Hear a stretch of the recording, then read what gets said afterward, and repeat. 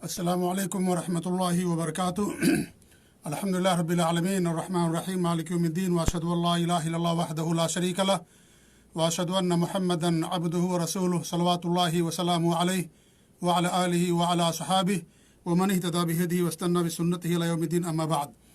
मुअज़्ज़ज़ नाज़रीन व मुशाहिदीन, मेरे पास मुफ्ती जनाब तारिक मसूद साहब की एक क्लिप हमारे एक साथी ने भेजी है। वीडियो क्लिप है जिसमें उन्होंने ये बात बयान की है कि अरब खिलाफत उस्मानिया के ख़िलाफ़ बगावत करके किस तरीके से अमेरिका के ग़ुलाम बन गए और खिलाफत उस्मानिया का ज़वाल या उसका इख्तिताम अरबों की बगावत से हुआ। ये कुछ बातें और भी मज़ीद बातें उन्होंने इसके अंदर बयान की हैं। मैंने पूरी वीडियो क्लिप सुनी, मुख्तसर वीडियो है। उसमें उन्होंने कुछ बातें तो बड़ी अच्छी बताई हैं, जैसे उन्होंने ये कहा कि बगावत का अंजाम कभी अच्छा नहीं होता है और पूरी तारीख़ शाहिद है कि जब भी बगावत हुई है उसका अंजाम बहुत ही ख़राब हुआ है। इस्लाह की कोशिश करनी चाहिए और खिलाफत का लेबल लगा लेने से खिलाफत कायम नहीं हो जाती है।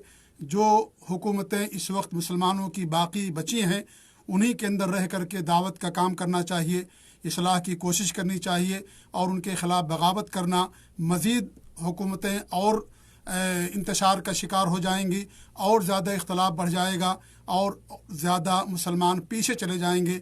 ये कुछ बातें उन्होंने बड़ी अच्छी उसके अंदर बयान की हैं, लेकिन कुछ बातें ऐसी हैं जो काबिल मुआख़ज़ा और काबिल गिरफ़्त हैं। उन्हीं में से एक बात उन्होंने जो बयान की, तकरीबन 4 बातें हैं जिस पर मैं आपके सामने गुफ्तगू करूँगा। एक बात उन्होंने ये बयान की जिसका कि उस वीडियो क्लिप का उन्वान है कि अरबों को उकसाया गया और अरबों को तुर्कियों के ख़िलाफ़ बगावत करने पर मजबूर किया गया, उनको उकसाया गया। वो शायद ये कहना चाहते हैं कि अरबों की बगावत से तुर्किया की हुकूमत ख़त्म हुई या तुर्किया का ज़वाल हुआ। हालांकि बात ऐसी नहीं है और अरबों पर तुर्किया की बहुत ज़्यादा कंट्रोल भी नहीं था सिवाय मक्का और मदीने के, जहाँ पर उनके अशराफ हुआ करते थे और उनकी तायन किया करते थे। लेकिन बाकी और जो इलाके थे, जैसे मान लीजिए रियाज़ के इलाका है, वहाँ आले रुशैद की हुकूमत कायम थी और इस तरीके से असीर मोहम्मद इदरीसी का ख़ानदान समझ लीजिए वो उसरा वहाँ पर हाकिम था। ऐसे हुरैमला में आले मामर थे और जबल शिम्मर में आले सबहान थे। ऐसे ही अबहा में हसन बिन फ़ाइद की जो है हुकूमत थी। तो जो अरब के इलाके थे वो आसा में देखिए, आसा में भी उनकी हुकूमत नहीं थी। उनमें से कुछ तो तुर्किया हुकूमत को वो दिया करते थे, टैक्स देते थे, लेकिन आम जो अरब लोग थे वहाँ पर कबायली निज़ाम था। और जैसा कि हमारे मुल्क हिंदुस्तान में कहा जाता है कि हर 50 किलोमीटर पर ज़ुबान बदल जाती है, वही सूरत हाल थी कि हर 50 किलोमीटर पर दूसरी हुकूमत हुआ करती थी। तो अरबों पर भी इनका पूरा कंट्रोल नहीं था। हाँ, मक्का मदीने पर उनका कुछ कंट्रोल था और वही अशराब मुतय्यन किया करते थे, लेकिन और जो बाकी इलाके थे वहाँ पर उनका कोई कंट्रोल ज़्यादा नहीं था। और क्योंकि ये फ़क्र फ़ाक़ा ज़दा मुल्क था और बहुत ज़्यादा यानी उन लोगों के आपस में इख्तलाफात भी थे और इस तरीके से आपस में जंगें भी हुआ करती थी। तो अरबों ने पर उनकी हुकूमत ही बहुत ज़्यादा नहीं कायम थी। तो ये कहना कि अरबों की वजह से और उनकी बगावत से हुकूमत का इख्तिताम हुआ, ये सरासर झूठ पर मबनी बात है। असल बात यह है कि तुर्किया ही ने बगावत किया खिलाफत उस्मानिया के ख़िलाफ़ और आखिरी दौर में तुर्किया के अंदर 2-3 पार्टियां कायम हुई। उनमें से एक पार्टी थी तुर्की फर्स्ट गर्ल, जो बाद में यूनाइटेड एंड प्रोग्रेसिव पार्टी के अंदर जम हो गई और जिसका लीडर था मुस्तफ़ा कमाल अतातुर्क।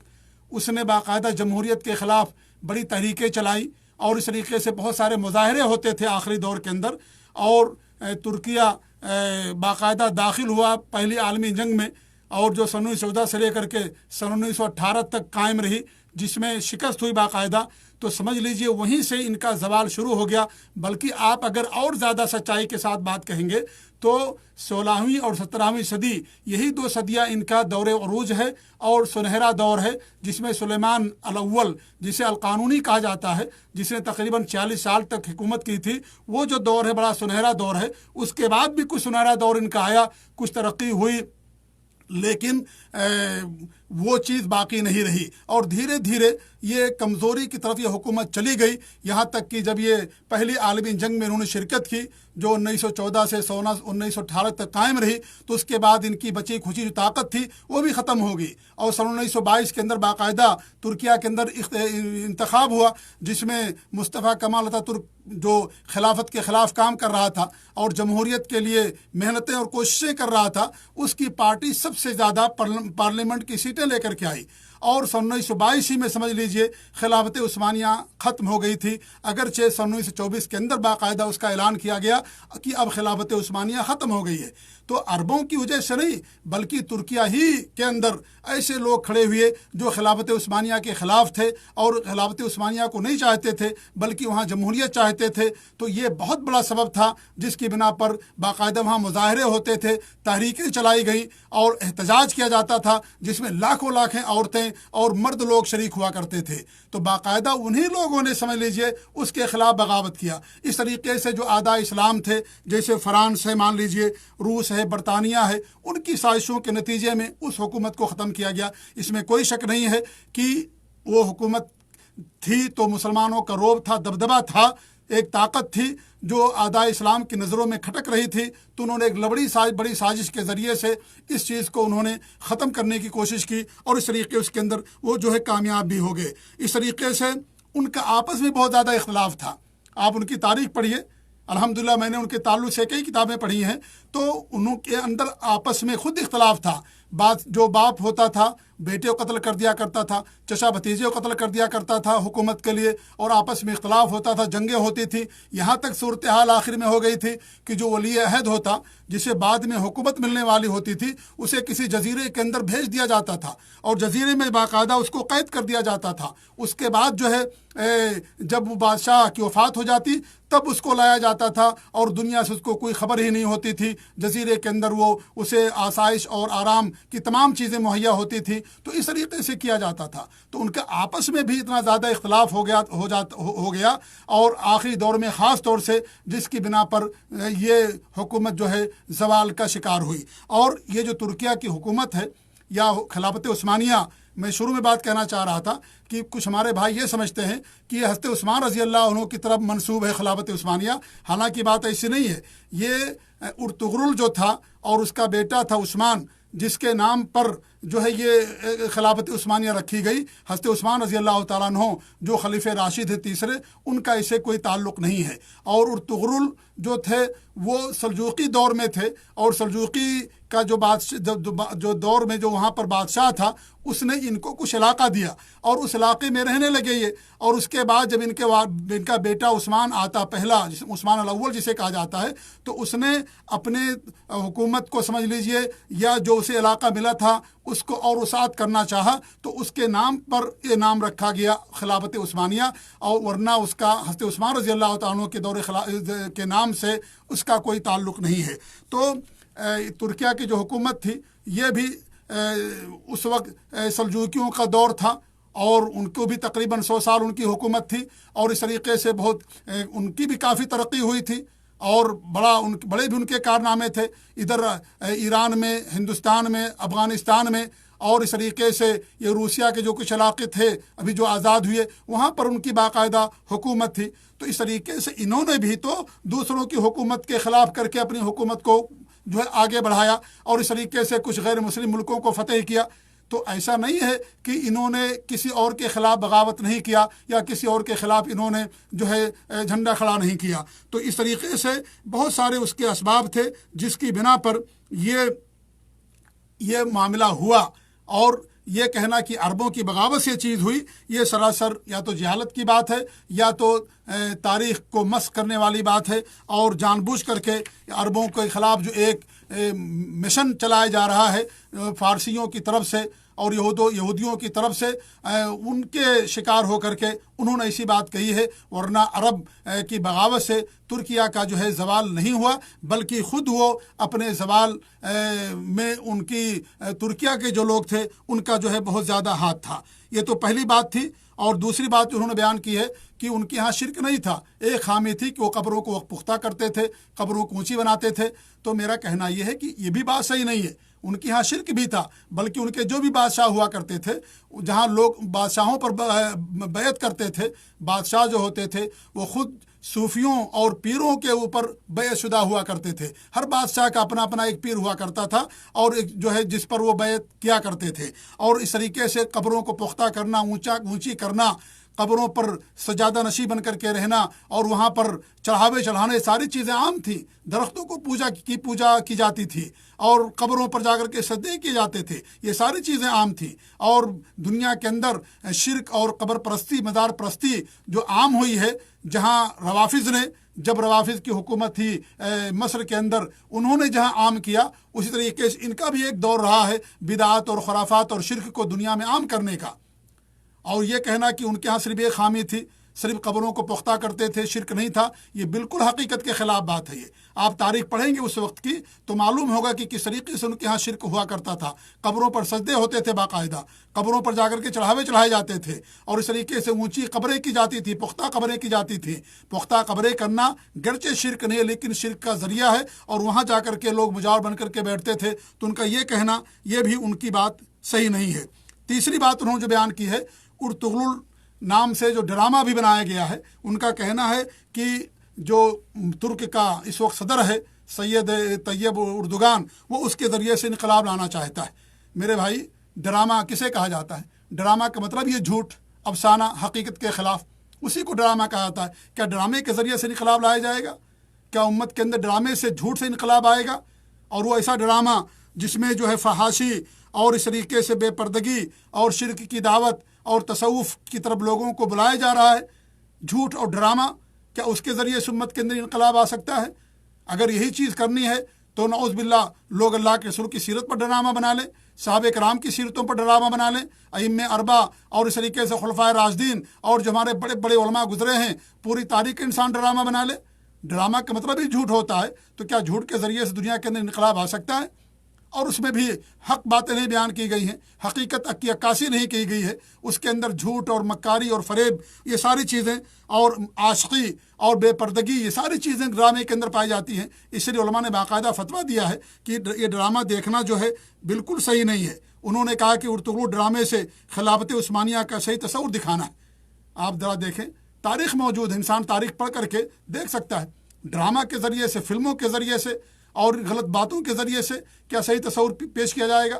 اگر یہی بات صحیح ہے تو پھر پوری اسلام کی اور خلافت کی اور پوری تاریخ کے لیے ڈرامہ انسان بنا لے اور صحیح تصور لوگوں کے سامنے پیش کرے۔ ڈرامے سے کبھی صحیح تصور نہیں آ سکتا۔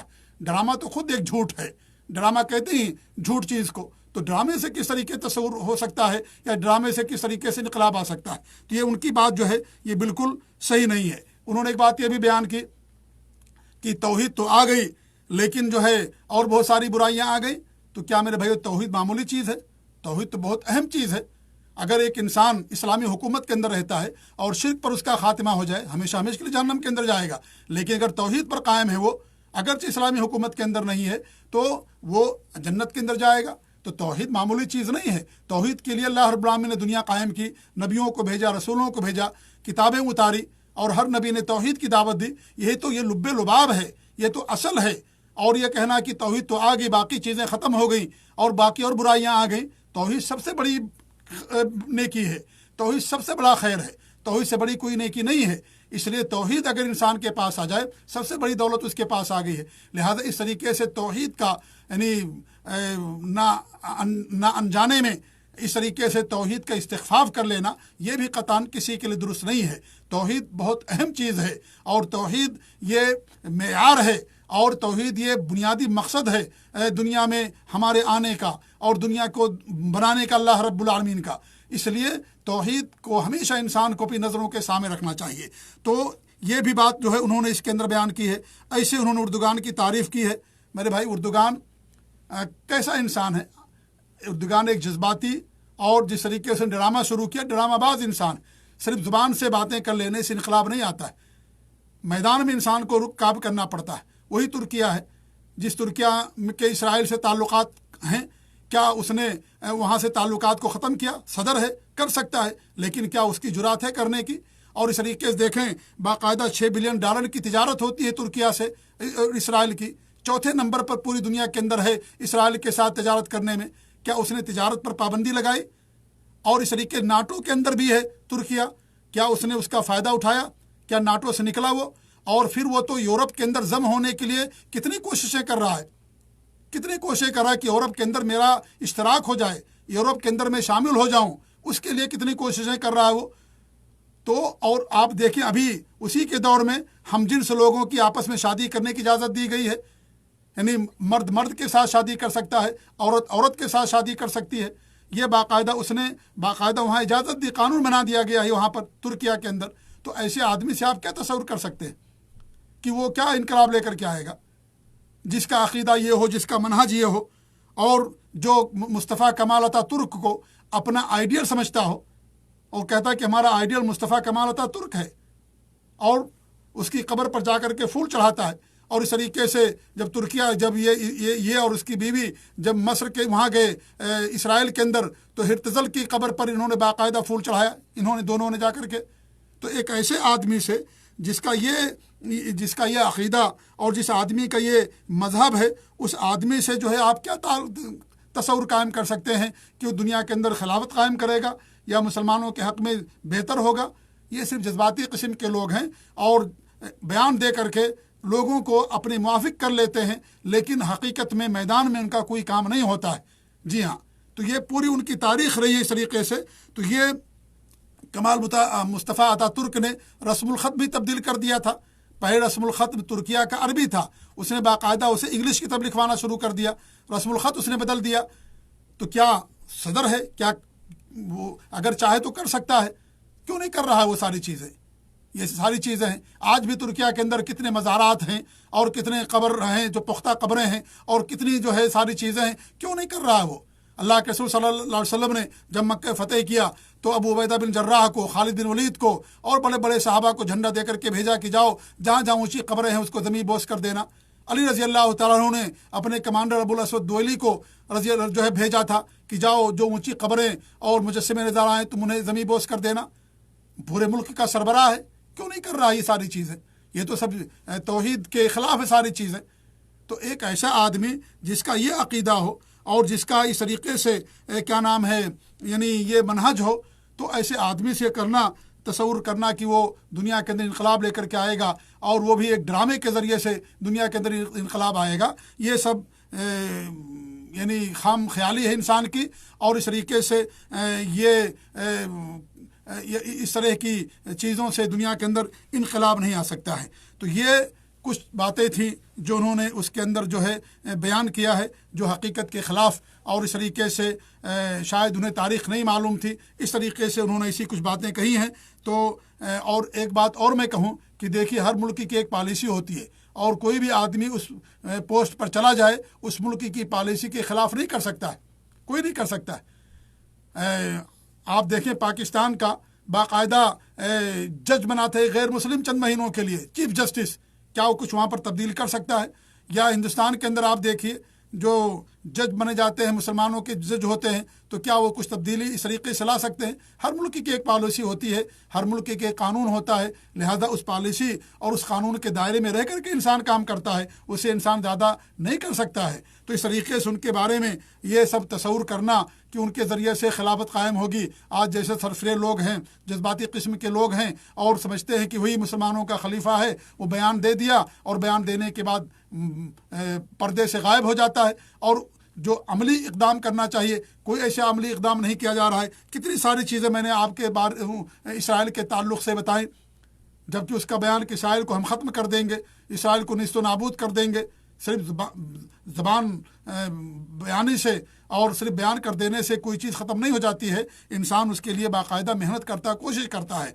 तो वो नब्ज़ समझता है लोगों की कि आज दुनिया में जो नब्ज़ लोगों की है वो ये है कि लोग सिर्फ जज्बाती किस्म के हैं, जज्बात में आकर के जो बयान दे दिया जाए लोग उसकी वाहवाही करेंगे और लोग इस तरीके से क्या नाम है हमें मकबूलियत मिल जाएगी। तो मेरे भाई ये सब बिल्कुल बातें सही नहीं हैं। लिहाजा जो कुछ उन्होंने बातें उसके अंदर बयान की हैं वो बातें, उसमें मैंने बताया कुछ बातें उन्होंने सही बयान की हैं और कुछ बातें ऐसी हैं जो सरासर हकीकत के ख़िलाफ़ है। लिहाजा